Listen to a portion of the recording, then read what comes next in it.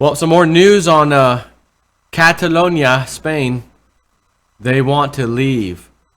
They want to be their own entity, their own country. They want to secede from Spain. Now, keep in mind, if you're Spain as a whole, Catalonia's been a cash cow. It's one of the best cash cows you've got. So you don't want to let that go under any circumstances. So you're going to have to get a little rough with the citizens and the politicians within Catalonia to give a sign. If anyone gets out of line, we'll come in and we'll shut down your finances. We'll arrest you. You're not allowed to hold a referendum. This is our zone. We'll do whatever the hell we want to do. We're tired of paying for most everything. That's what they're essentially saying. So this is interesting. Wolfstreet.com. Don Quajones is the article writer on this one. It gets ugly in Catalonia. Spain's ships of repression are coming to help out. Madrid's crackdown on Catalonia is already having one major consequence, presumably unintended. Many Catalans, who are until recently staunchly opposed to the idea of national independence, are now reconsidering their options all of a sudden. A case in point, at last night's demonstration, spread across multiple locations in Barcelona, were two friends of mine, one who is fanatically apolitical, and the other who is a strong Catalan nationalist who believes that independence would be a political and financial disaster for the region. It was their first ever political demonstration. If there is a vote on October 1st, they will probably vote to secede. Secede. The middle ground they had hundreds of thousands of others once occupied was obliterated yesterday when a judge in Barcelona ordered Spain's militarized police force, the Civil Guard, to round up over a dozen Catalan politicians in really early dawn raids. Many of them now face crushing daily fines of up to 12,000 euros. The Civil Guard also staged raids on key administrative buildings in Barcelona. The sight of balaclava-clad officers of the Civil Guard, one of the most potent symbols of the not yet forgotten Franco dictatorship, crossing the threshold of the seats of Catalonia's very limited power in arresting local politicians, was too much for one local population to bear. Within minutes, almost all the buildings were surrounded by crowds of flag-draped pro-independence protesters. The focal point of the day's demonstrations was the Economic Council of Catalonia, whose second-in-command and technical coordinator of the referendum, Josep Maria Jove, was among those who were detained. He has now been charged with sedition and could face between 10 to 15 years in prison. Before that, he faces fines of 12,000 euros per day. The confiscation of ballots and other vital voting paraphernalia, and the detention of key members of the referendum's organizing committee, together with today's decision by the Spanish Finance Ministry to completely block the regional government's financial accounts, a move that would not be possible without full cooperation of both Spanish and Catalan banks, could be a major setback for Catalonia's dreams of independence. Without ballots, voter databases, and ballot boxes, organizing a referendum is going to be a tough task, especially if Catalonia's government no longer has access to public funds. But it will still try. It's already launched a new website informing the public of the location of voting colleges on October 1st. The site replaces dozens of other URLs that have been shut down at the behest of Spanish authorities. Nonetheless, yesterday's police operation significantly, perhaps even irreversibly, weakens Catalonia's plans to hold a referendum on October 1st, as even the region's vice president, Oriol, whatever his last name is, concedes. But that doesn't mean Spain has won. As the editor of El Diario, Ignacio Escolar, presciently notes, Yesterday's raids may have been a resounding success for law enforcement, but they were an unmitigated political disaster that has merely intensified the divisions between Spain and Catalonia and between Catalans themselves.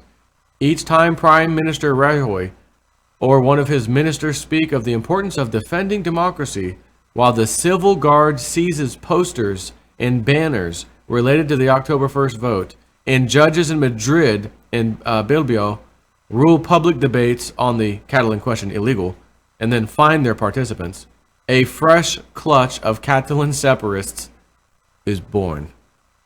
In the days to come, they will be swarming the streets, waving their flags, clutching their red carnations, and singing their songs. For the moment, the mood is still one of hopeful, resolute indignation, but the mood of masses is prone to change quickly, and it's not going to take much to ignite the anger. Madrid is sending 3 ships with a total of 6,000 non-Catalan police reinforcements to Barcelona in the coming week. In reaction, the stevedores of Barcelona port have voted not to provide any services to the ships, which they consider to be ships of repression. If it spirals out of control, the conflict between Barcelona and Madrid could have ugly repercussions far beyond Spanish borders, as we warned in a 2015 article, at which he links.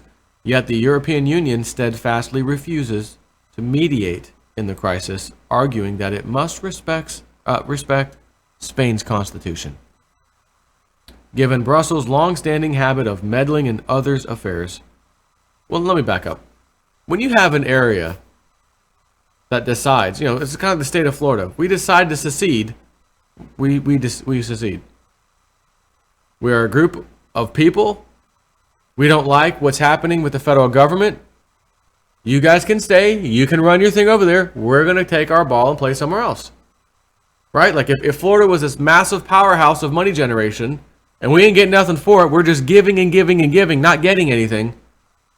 Hey, we're a powerhouse economically. Why are we feeding this beast who has banks that have failed, who has had to be bailed out, etc.? Now you can see why Spain doesn't want to let it go. But it only takes a number of people to say, we don't want to be part of that anymore. We're separating. You can stomp your feet, you can send in the National Guard, you can send in the Policia. But if enough people don't want to be part of Spain anymore and want their independence, ain't nothing you can do to stop it. Not going to happen.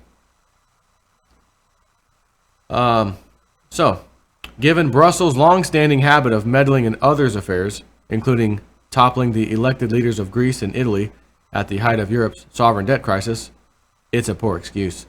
And most of Europe's governments, with the possible exception of the UK, which is already engaged in a gargantuan struggle with Brussels, refuse to support Catalonia's separatist movement out of the fear, largely justifiable, that it could fuel separatist tensions closer to home. Right? Oh, well, Catalonia did it. We want to do what they did. Even though we're not economic powerhouses like that, we think we want to leave too. The euro is breaking apart. The eurozone is going to break apart. Again, I said this when we first saw Brexit.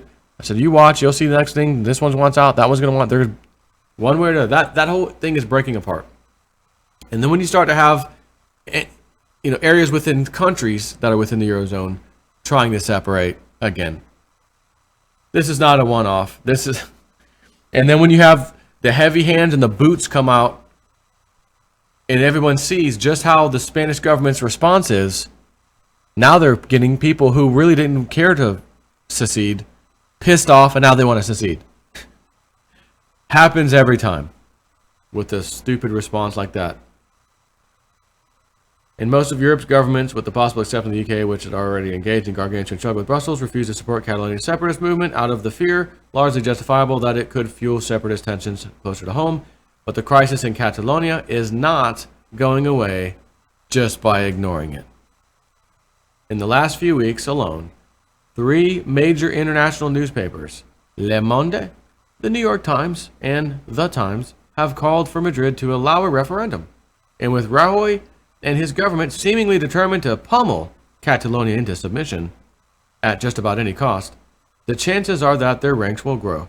And this is where Madrid is making arguably its biggest mistake. For a new country to be born, it must first be recognized.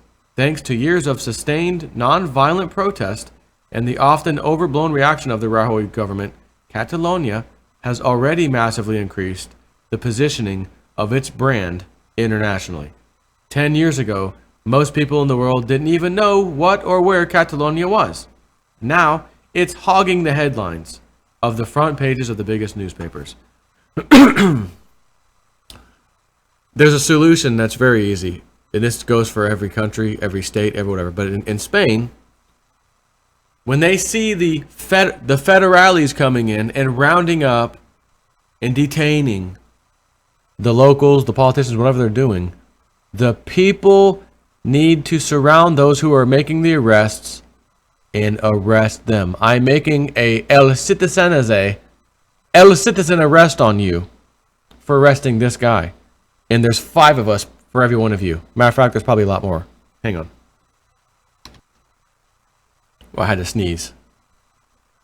I will blow your eardrums out if I do that. Thank goodness for the pause button on this thing.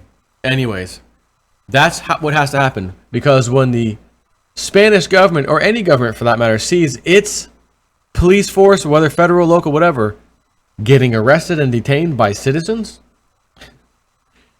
they will have lost immediately. Game over. You lose. We're having the referendum. You're going to turn our accounts back on. These people are going to be detained until you do so. And all the voting stuff you took down, you're going to put it back. How do you like them apples? That's what would happen.